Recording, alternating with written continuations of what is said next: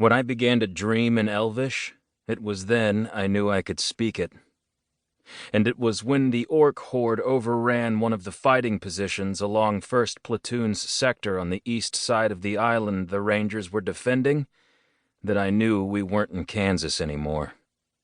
The U.S. Army had sent us someplace no one had ever gone, and it was looking like the kind of place no one was ever coming back from either. Back then, we had no idea where we were. And by we, I mean all of us lowlies in the Ranger Detachment tasked with defending the grounded C-17 and her complement of crew, deep state, and science and tech personnel. I was attached to the detachment, which was part of a larger element known as Joint Task Force Tarantino. Also, I've never been to Kansas. It was just after 0300 when the enemy came through our defenses along the west side of the Big Island, in the middle of a river in a lush green valley.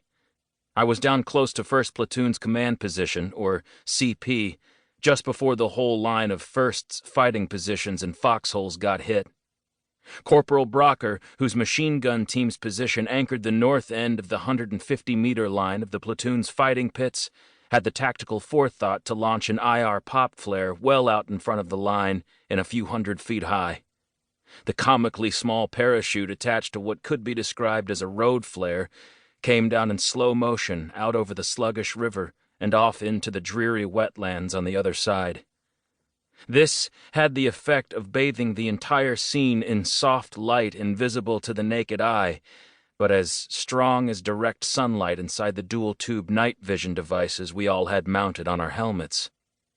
Someone in our pit swore in the darkness. I think it was Tanner.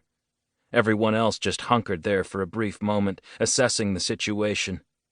Too stunned by what we were really seeing out there in the river and along the wetlands on the other side to react immediately. What were we seeing? Sometimes after long hours of using night vision, NVGs, IR light can play tricks on your eyes. But not like this. Not even close. A real live orc horde was storming across the river bottom, making for our fighting pits along the shore. Coming straight for us. And why do I call them orcs, you ask? Because that's exactly what they looked like to us.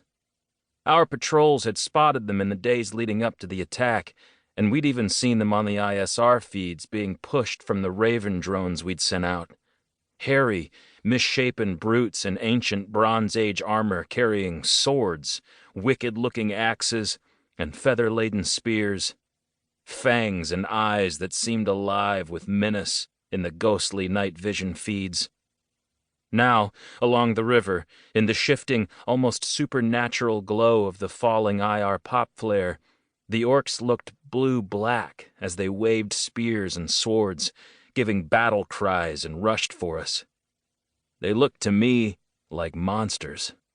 But a guy in our platoon, Kennedy, who knows about orcs and wizards, who played some game called D&D, he said they were more like the orcs in Ralph Bakshi's animated version of The Lord of the Rings than the ones in Peter Jackson's mega-blockbuster epic.